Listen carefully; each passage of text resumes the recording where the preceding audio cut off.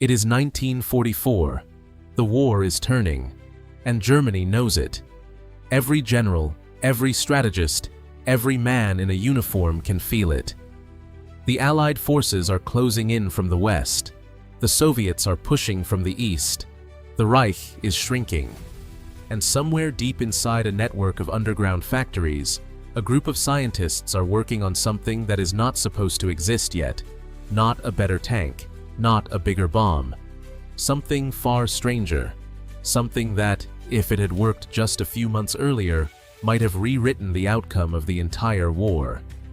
Your history books probably gave you a paragraph about it, maybe two. But the real story of Germany's secret weapons program is far more unsettling than anything you were taught in school. Because it almost worked. You have to understand the context. By 1943, the Third Reich was hemorrhaging resources.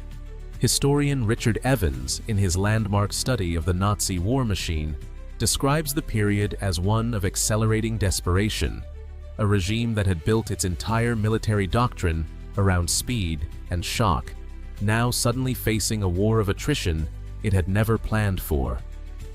The Blitzkrieg was over. What replaced it was panic wearing the uniform of innovation.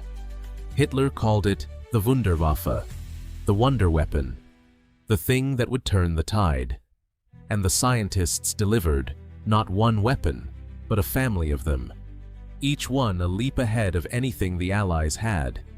Each one developed under impossible conditions, in underground tunnels, by forced laborers who were dying faster than they could be replaced. Each one a product of a regime trying to invent its way out of a war it was losing. The first is the one you might already know the name of, the V-2 rocket. On September 8, 1944, a 14-meter-long steel cylinder screamed out of a launch site in the Netherlands, arced through the upper atmosphere at over 5,500 kilometers per hour, and detonated in London 300 seconds later. There was no warning. No air raid siren could catch it. No fighter plane could intercept it. It arrived faster than its own sound. The people standing on Staveley Road in Chiswick heard nothing until the explosion was already over. Werner von Braun, the chief engineer behind the V-2, had been developing rocket propulsion since the early 1930s. His work was visionary. It was also directly responsible for the deaths of thousands of concentration camp prisoners forced to build the weapons in the Mittelwerk factory, buried inside Kohnstein Mountain. More people died building the V-2 than were killed by it. That fact tends not to appear in the romanticized histories of the space age. But here is what your textbook left out. The V-2 was not Germany's most dangerous weapon. It was not even close. What the Luftwaffe was simultaneously developing in secret was something that should not have been possible in 1944. A jet-powered fighter aircraft. The Messerschmitt Me-262 was 160 kilometers per hour faster than any Allied plane in the sky. It climbed faster. It dived faster. Its guns were harder hitting. Pilots who flew against it in the closing months of the war described it as fighting something from another era. Military historian John Keegan wrote that had the Me-262 been deployed in numbers even 6 months earlier, the air war over Europe would have been fundamentally different. The Allied bombing campaigns that were strangling German industry might have been stopped entirely. Think about what that means. The bombing raids were not just destroying factories. They were a critical psychological and strategic weapon. They were breaking the German war machine from above. If Germany had held air superiority into 1945, the entire timeline of the war shifts. D-Day becomes harder to sustain. Supply lines become harder to protect. So why didn't it work? This is where the story becomes something stranger than strategy. Hitler insisted the Me-262 be converted into a bomber rather than used as a fighter. His generals told him this was a catastrophic mistake. His engineers told him. His pilots told him.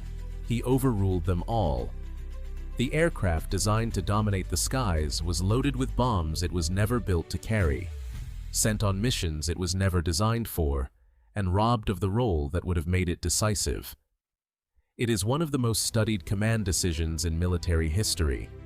Historian Ian Kershaw describes it as a textbook case of ideological rigidity overriding tactical reality. A leader so convinced of his own strategic genius that he could no longer hear the people who actually knew what they were doing. But the third weapon is the one that keeps military historians up at night. Germany was not working just on rockets and jets. It was working on sound itself. The vortex cannon, the wind cannon, and the sonic cannon, experimental acoustic weapons designed to disable or kill at range using focused waves of pressure and sound, were all in various stages of development by 1944. Researcher Victor Schauberger, a figure who remains deeply controversial, was among those experimenting with vortex-based propulsion and energy systems that Wehrmacht leadership believed could be weaponized. Documents recovered after the war describe devices capable of disrupting internal organs, destabilizing aircraft engines, and generating localized atmospheric disturbances powerful enough to function as area denial weapons. Most of them never left the prototype stage, not because the physics were entirely wrong, but because Germany ran out of time. And that is the quiet horror at the center of all of this. Not that the weapons failed, but how close they came. A few more months of development on the Me-262, a strategic deployment decision that matched the technology's actual capabilities, a slightly earlier start on the rocket program. The margin between the world you live in and a world where those weapons change the war is narrower than you probably want it to be. Historian and weapons analyst Norman Polmar, who spent decades studying the technological race of the Second World War, argued that Germany's fundamental failure was not scientific, it was organizational. The weapons existed, the minds existed. What failed was the system around them, the political interference, the forced labor bottleneck, the fractured command structure that sent brilliant engineers in 17 directions at once, with no coherent production strategy. You were born into a world shaped by those organizational failures. The war ended. The scientists scattered. Werner von Braun was brought to the United States under Operation Paperclip and went on to build the Saturn V rocket that carried humans to the moon. The same mind that designed a weapon of terror became the architect of one of humanity's greatest achievements. The same knowledge, different hands, different intentions. That is not a comfortable thought, but it is an honest one. Tonight, when you watch a news story about a new hypersonic missile, or a drone with no pilot, or an aircraft that can outmaneuver anything currently in service, you are watching the continuation of something that started in those underground tunnels in 1944. The technology keeps moving. The questions about who controls it and for what purpose have never stopped mattering. Germany thought it had found the weapon that would win the war. What it actually found was a preview of every arms race that came after, and the race has never stopped.